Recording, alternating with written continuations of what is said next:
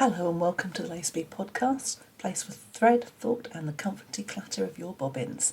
I'm so glad you've joined me.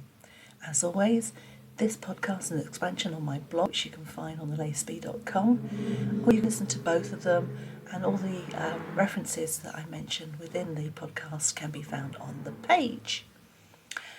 Today's episode is called No Instant Lacemakers, The Quiet Power of Practice. We're going to take a quiet meander through the idea that skill isn't something we're born with. There's no such thing as a prodigy. It's something that we make, stitch by stitch, tangle by tangle, just like our lace. So, as always, pop the kettle on, settle into your current work in progress if you're near your pillow, or simply take a few minutes by yourself with a nice biscuit. So, let's begin with that well-worn phrase, practice makes perfect.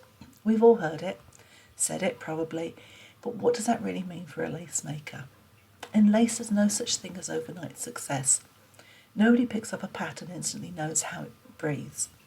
Some people have an easier time seeing the way it's built, the structure beneath the beauty.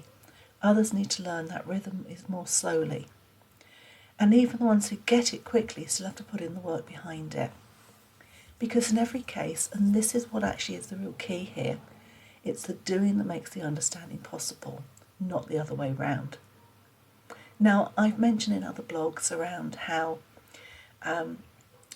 traditionally prickings just came as a series of dots, and then people have expected more and more instructions. Being able to read a pattern is something that is learnt over time so that you understand how you can work within that pattern structure. Lace is actually far more manoeuvrable and manipulable than, say, a knitting pattern. With a knitting pattern, you need to go backwards and forwards and do things in a certain way. However, lace, we know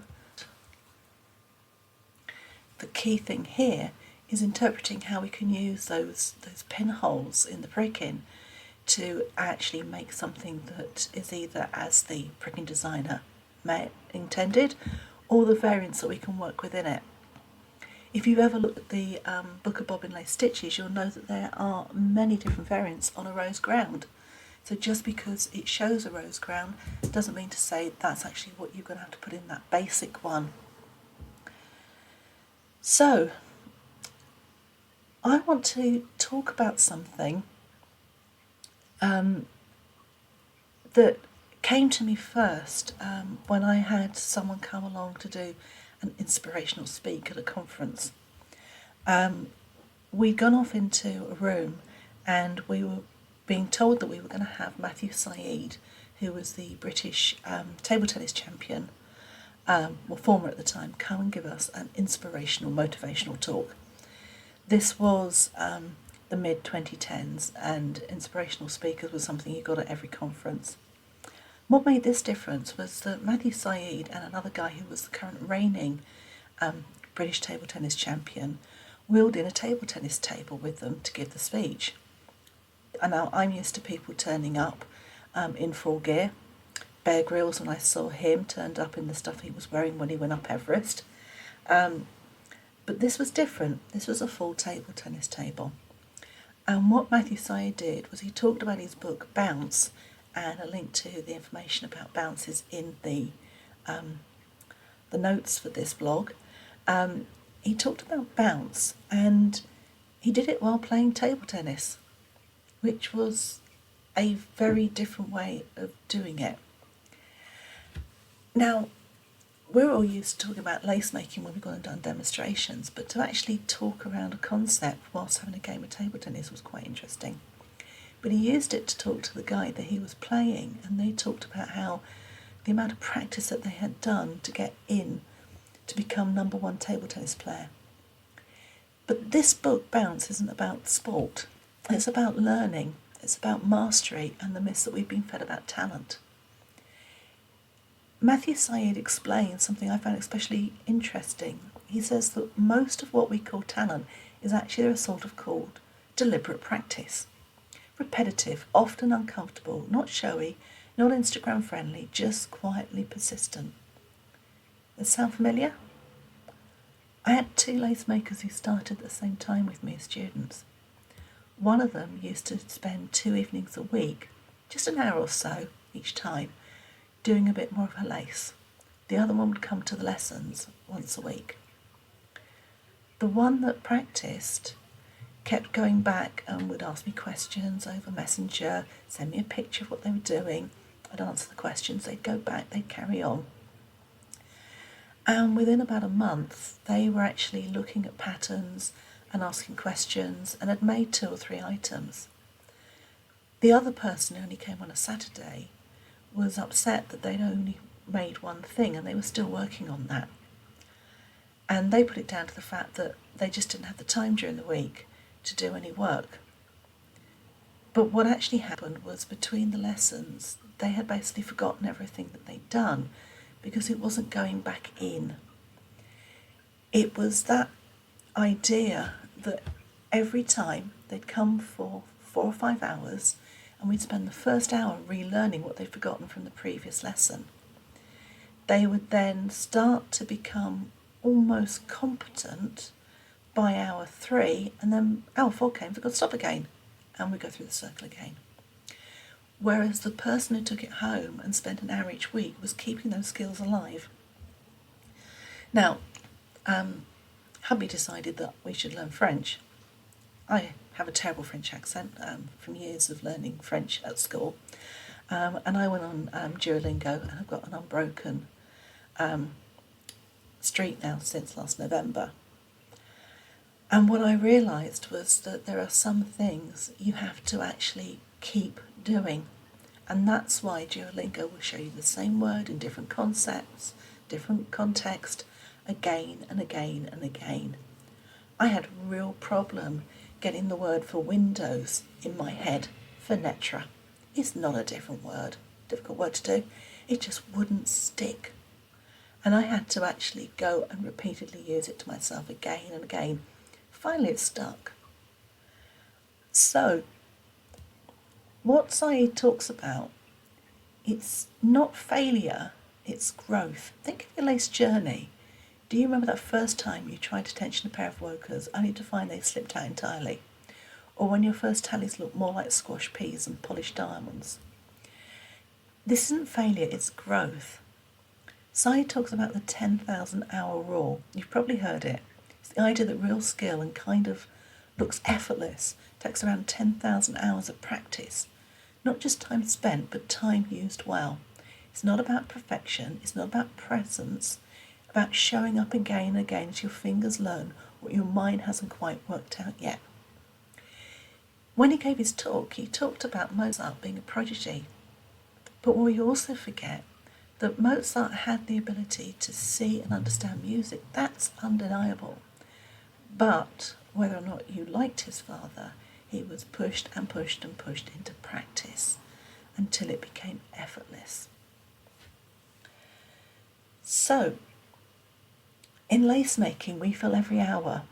Some pass in a flash, others, well, we all know the projects that take turn and make us question everything.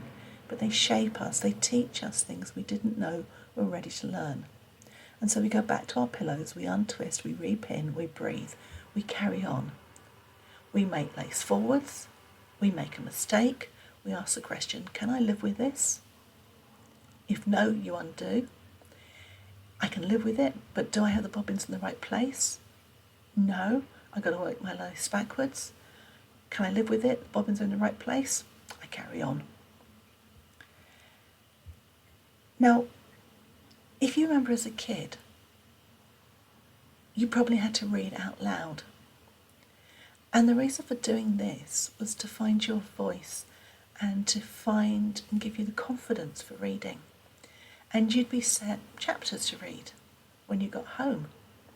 And you would read those and you would try different words and you try to increase your vocabulary. And then you'd be able to pick up any book that you wanted to in your age range. And your reading age would improve, and you go for a book that was for an older child. And now you look at books and think, oh, I fancy reading that, or just pick up a magazine and just read an article. Even just reading things on the web. That comes from practice you do when you were a child. One thing I often hear, especially from newer lace makers, is a sense of discouragement. I just can't get it.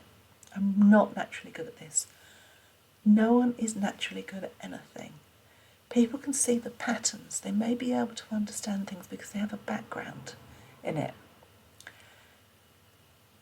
I was able to look at torchon lace and understand the geometrical aspects of it. Not because I am a talented lace making prodigy at the age of 22 when I started. No, because I had a solid background in geometry.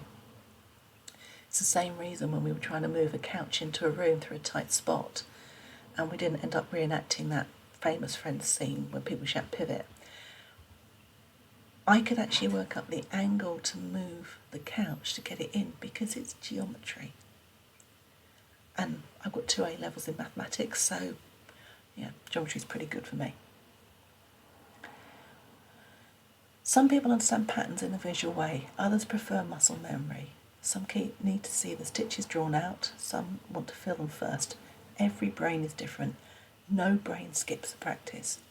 Even the greats, the ones whose buck point flows like rivers, started with a wobbly torsion and bent pins. And the difference is they didn't stop. They kept trying. They kept working at it. It's easy to look at a lace exhibition and think, I'll never be that good. But what you're seeing is the end of a very long road. You're not seeing the years behind the finished edge. The scraps, the notes and the margins, the samples that fell apart. Every piece of lace carries a private history of learning, and that I think is where the magic really lies. Now, I'd like to offer something gentle now, something I found helps during those tricky moments when nothing seems to go right. Next time your threads tangle or you're worked on a foot side the wrong way round, instead of saying, I can't do this, think of it as I am learning. Because you are. Every wrong stitch, every making lace backwards is part of the right direction. In Bounce, Syed makes one last point I'll share today. He says the paradox of excellence is that it's built upon failure, which is a really beautiful concept. It means the bobbins that slip, the pairs you forget to twist, the edge that never sits still. Those are not signs you're failing, they're signs you're becoming a lace maker. There's no fast route to that, no instant lace makers, only patient ones. And before I finish, let me ask you, what's one moment in your lace journey that you felt like a setback, but looking back turned into be a turning point? Think of it now, hold on to it gently, and then carry that knowledge forward with you into the next pattern, the next project, the next hour at your pillow. You're not behind, you are becoming. So thank you so much for joining me for this quiet episode of the Lacebee podcast. If you'd like to read more or share your thoughts, you can find the blog and more episodes at lacebee.com under the lace notes. And remember, every bobbin turn is a step forward. So until next time, keep making, keep learning, and keep lacing.